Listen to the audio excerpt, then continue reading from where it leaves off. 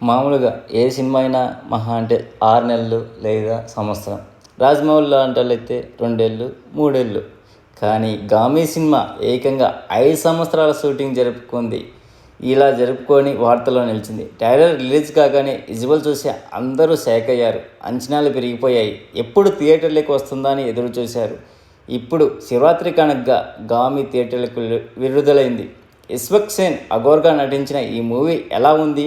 అంచనాలు అందుకొని హిట్ కొట్టిందా లేదా అనేది ఇప్పుడు రివ్యూలో చూద్దాం. 'గామి' కథ ఏంటంటే శంకర్, అదే మన హీరో ఇస్వక్ సేన్, హరిద్వార్లో ఉండే ఒక అఘోరా. ఇతడికి ఒక విచిత్రమైన సమస్య ఉండేది. ఎవరైనా పొరపాటున తాగితే శంకర్ ఒళ్ళంతా నీలం రంగులోకి మారిపోతుంది. స్పృహ తప్పి పడిపోతాడు. ఇతడి వల్ల తమకు ఇబ్బంది కలుగుతుందని మిగతా అఘోరాలు అందరూ ఇతడిని ఆశ్రమం నుంచి వెళ్ళగొడతారు. దీంతో తన సమస్యకు పరిష్కారం తెలుసుకునేందుకు కాశీకి వెళ్తాడు. అక్కడ ఒక సాధువు వల్ల శంకర్ సమస్యకు పరిష్కారం తెలుస్తుంది. హిమాలయాల్లో 36 ఏళ్ళు ఓసారి లభించే మాలీ పత్రాలే తీసుకుంటే ఇది నయమవుతుందని చెప్తాడు.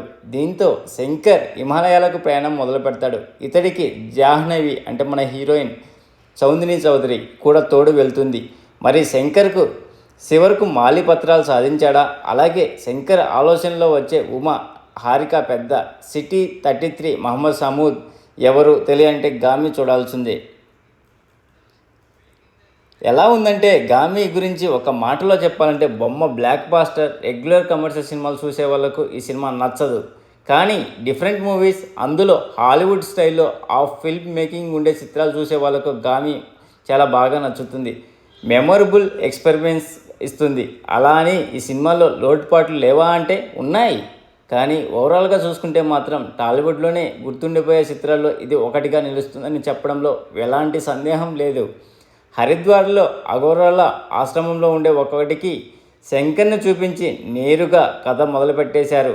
హీరోకి ఉన్న సమస్య గురించి వివరించడం, దీనికి సొల్యూషన్ ఏంటో కూడా ఓ సాధువు శంకర్కి చెప్పడం, దీంతో హీరో పరిష్కారం కోసం హిమాలయాలకు వెళ్లేందుకు సిద్ధం కావడం, ఇలా సీన్లన్నీ చకచకా సాగుతుంటాయి.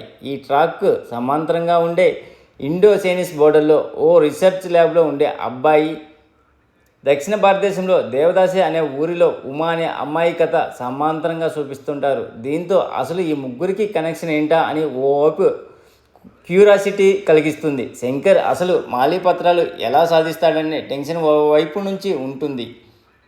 అయితే ఏదో కావాలని పెట్టినట్లు ఇంటర్వ్యూలు పడుతుంది. ఆ తర్వాత శంకర్తో తాను కూడా హిమాలయాలకు ఎందుకు రావాల్సి వచ్చిందో జాహ్నవి చెబుతుంది. అయితే ఫస్ట్ హాఫ్లో సినిమా వేగం నడుస్తుంది. సెకండ్ హాఫ్ వచ్చేసరికి స్లోగా ఉంది, కాస్త ల్యాగ్ అనిపించింది. ఇంకా సెకండ్ హాఫ్లో రోప్ సహాయంతో శంకర్ జాహ్నవి చేసే అడ్వెంచర్ సీక్వెల్ ఒకటి ఉంటుంది. చూస్తుంటే టెన్షన్తో చచ్చిపోతామనిపించింది. చివర్లో సింహం ఓ 2-3 సీన్లలో కనిపిస్తుంది. ఆ సీన్స్ను ఇంకాస్త ఎఫెక్టివ్గా తీయాల్సింది అనిపించేది. ఇంకపోతే శంకర్కి అతడి ఆలోచనలో వచ్చే ఇద్దరు వ్యక్తులకు మధ్య రిలేషన్ ఏంటనేది క్లైమాక్స్లో రివీల్ అవుతుంది. అయితే దీన్ని సినిమా ప్రారంభంలోనే చాలా మంది ఊహించేశారు. చివర్లో చూసేటప్పుడు అది ఇంప్రెసివ్గా అనిపిస్తుంది. ఇందులో శివుడు రిఫరెన్స్లు కొన్ని ఉన్నాయి. అవి శివభక్తులకు ఆకట్టుకున్నాయి. అయితే శంకర్ ప్లాట్లో రాసుకున్నంత శ్రద్ధగా దేవదాసి ట్రాక్, రీసెర్చ్ ట్రాక్ రాసుకోలేదనిపించేది. సినిమాలో ఇది కాస్త వెలితిగానే అనిపించింది.